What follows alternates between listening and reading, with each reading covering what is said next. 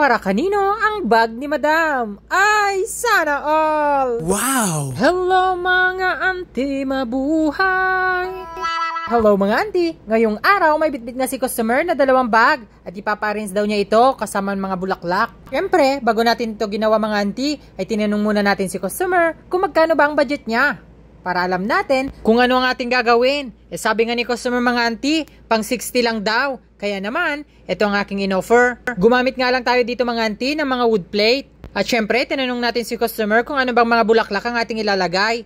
At puro crease nga ang pinili ng ating customer. At dahil nga ayaw niya ng maraming kulay, kaya naman 2 kulay lang ang kanyang pinili. Andito yung puti na crease at meron ding green na crease. At kung mapapansin nyo mga auntie, naglagay muna tayo ng cellophane sa bag o yung tinatawag nilang siya puff. Kasi, i-glue natin ito. Pag dinikit kasi natin o lalagyan natin ng glue yung bag mga auntie, ito yung masisira. Kaya bago tayo maglagay o magdikit tayo ng mga glue, ay tignan muna natin kung masisira ba yung regalo o hindi. At kung mga simpleng regalo lang mga auntie, pwede natin ito lagyan ng tape, saka natin lagyan ng glue. Kasi mga auntie, kapag dinirect natin lagyan ng glue, ay masisira ito.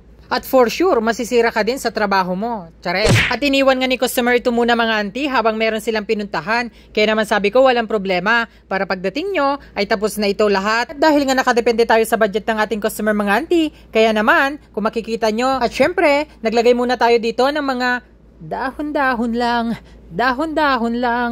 Dahon-dahon lang. Oo mga auntie, naglagay muna tayo ng dahon dito sa ibaba para medyo matakpan naman itong ating stand. At pagkatapos yan mga auntie, ilalagay na natin yung ating mga bulaklak.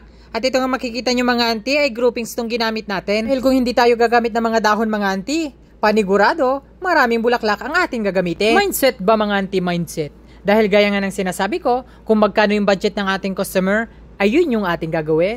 Kaya nga nasabi ko mga auntie, alangan naman pupunuhin natin ng mga bulaklak ito, pero yung budget niya naman, abay ako naman yung kawawa. Para naman may ka-design itong ating arrangement mga auntie, ay medyo tinagilid natin yung bag. At para hindi matabunan ng mga bulaklak, o diba? Ang cute! Kasing cute ng gumagawa. Umuo ka na lang, huwag ka nang umangal.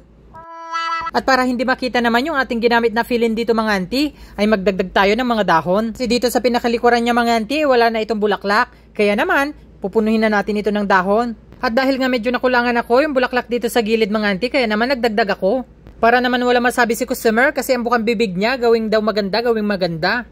At kung makikita nyo mga auntie, ay nagdagdag nga ako dito ng white crease. At itong mga regalo pala niya mga auntie para to sa graduation. At bago matapos ang ating video ay gusto ko munang magpasalamat sa inyong lahat sa walang sawang suporta at pagsubaybay ng ating mga videos. Wow! At kung nagustuhan mo ang ating video for today, follow for more. Huwag mo na rin kalimutang i-share para mapasama ka sa ating mga shoutout. Yun lamang. Once again, Abot Cariaga.